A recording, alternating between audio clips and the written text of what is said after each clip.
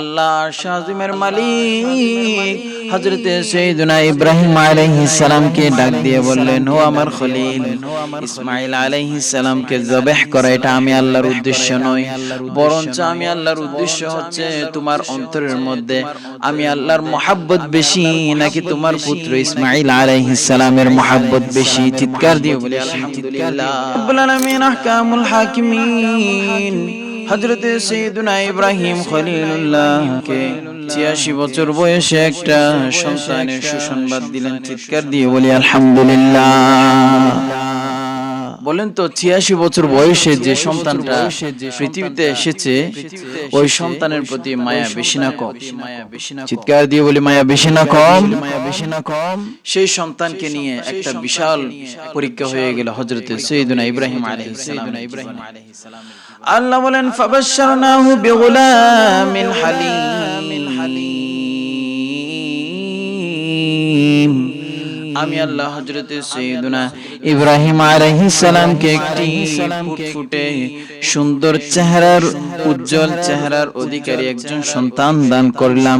ফালাম্মা বালাগা মাআহু সা'য়া ক্বালা ইয়া বুনাইয়া, যখন ওই সন্তানের বয়স আস্তে আস্তে বাড়তে লাগলো হযরতে সাইয়েদনা ইব্রাহিম আলাইহিস সালাম ডেকে বললেন, ইন্নী আরা ফিল মানামি আন্নী আযবাহুকা।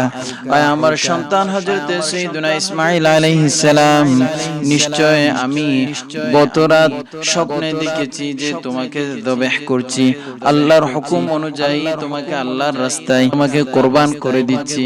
তখন হযরতে সাইয়েদনা ইসমাঈল আলাইহিস সালাম বলেন, ফাউযুর মাযা তারা। চিৎকার দিয়ে বলি আলহামদুলিল্লাহ। বাবা, তুমি গত রাত যে স্বপ্নটা দেখেছো সেটা তুমি আমার ক্ষেত্রে বাস্তবায়ন করো। হযরতে সাইয়েদনা ইব্রাহিম আলাইহিস সালাম বললেন, ক্বালা ইয়া আবাতি ফাআল মা তুমার।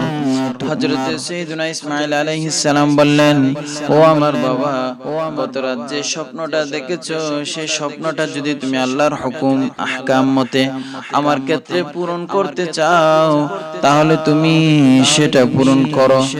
সাতাজিদুনি ইনশাআল্লাহু মিনাস সাবিরিন। অচিরে আমি হযরতে সাইয়েদনা ইসমাঈল আলাইহিস সালামকে আপনি ধৈর্যশীলদের মধ্যে পেয়ে যাবেন। চিৎকার দিয়ে বলে আলহামদুলিল্লাহ। বিষয়টা ছিল হযরতে সাইয়েদনা ইসমাঈল আলাইহিস সালামকে কুরবান করার বিষয়। বিষয়টা কি ছোট নাকি বড়? এই যে এত বিশাল পরীক্ষা, সেই পরীক্ষার মধ্যে হযরতে সাইয়েদনা ইব্রাহিম আলাইহিস সালাম পাস করেছে। শুধু পাস না, গোল্ডেন এ প্লাস পেয়ে উত্তীর্ণ হয়েছে। চিৎকার দিয়ে বলে আলহামদুলিল্লাহ। এভাবে যখন হযরতে সাইয়েদনা ইব্রাহিম আলাইহিস সালাম ওনার পুত্রকে যবাহ করার জন্য শোয়ালেন, ফালাম্মা আসলামা ওয়া তাল্লাহু লিল জাবিন।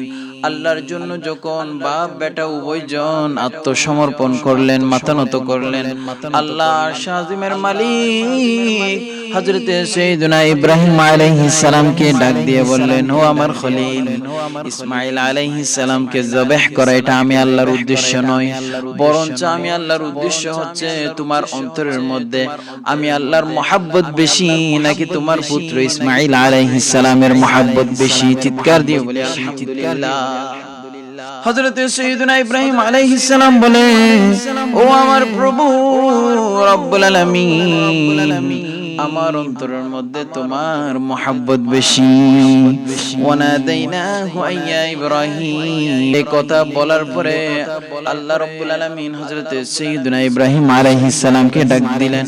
ডাক দিয়ে বলে, ও আমার খলিল, কদ সাদ্দাকাতার রুইয়া।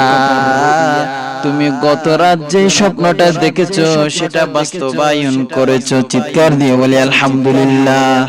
ইন্না কাযালিকা নাজিল মুহসিনিন। তুমি মুহসিনদের মধ্যে অন্তর্ভুক্ত হয়ে গিয়েছো। ইন্না হাযা লাহুয়াল বালাউল মুবিন। নিশ্চয় এই বিষয়টা ছিল তোমার জীবনের মধ্যে একটা বড় পরীক্ষা, সুস্পষ্ট পরীক্ষা। সেই পরীক্ষার মধ্যেও হযরত সাইয়্যিদুনা ইব্রাহিম আলাইহিস সালাম গোল্ডেন এ প্লাস পেয়ে পাশ করেছেন। চিৎকার দিয়ে বলি আলহামদুলিল্লাহ। এইভাবে হযরত সাইয়্যিদুনা ইব্রাহিম আলাইহিস সালামকে যতগুলো প্রশ্ন করেছেন আল্লাহ সবগুলো প্রশ্নের সফলতার সাথে অ্যানসার করেছেন। যথাযথ উত্তর দিয়ে তিনি সফলতার সাথে উত্তীর্ণ হয়েছেন।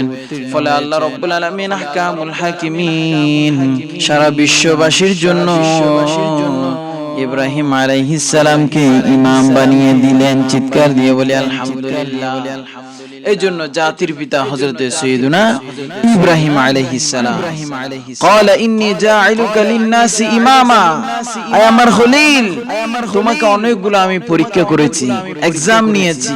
তোমার সারা জীবন জুড়ে এক্সাম হলে তুমি সময় ওয়েস্ট করেছো, আর সব এক্সামের মধ্যে তুমি পাস করেছো।